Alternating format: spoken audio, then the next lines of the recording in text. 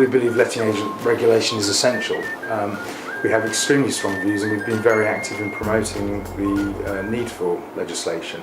The problem really comes from who can actually implement it. Well, the answer to that question, of course, is all the MPs who are calling for legislation and regulation to be brought in. They're the only people who can actually introduce legislation, and yet they won't. They keep almost criticising agents for the fact we're not regulated, but we can't bring in regulation. So all we can do is operate best practice, follow the rules and regulations that follow, and become members of regulatory bodies, which an awful lot of us have done. But it's fair to say the vast majority of good agents want regulation. We're voluntarily self-regulated across the network.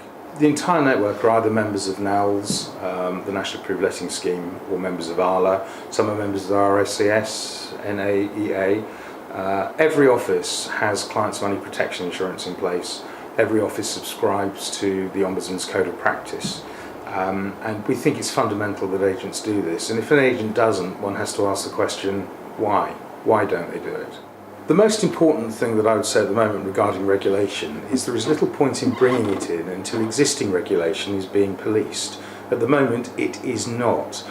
Good agents follow the myriad of rules, regulations and red tape and are put at a commercial disadvantage because many other agents who don't follow it can effectively charge cheaper fees and lure people into their world of unregulated dodginess.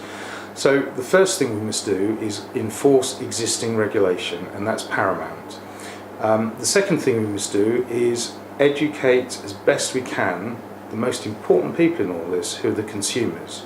And if we have a signpost such as Safe Agent towards the regulated agents, then of course what will happen is we will starve the unregulated agents of their business and they will have to change.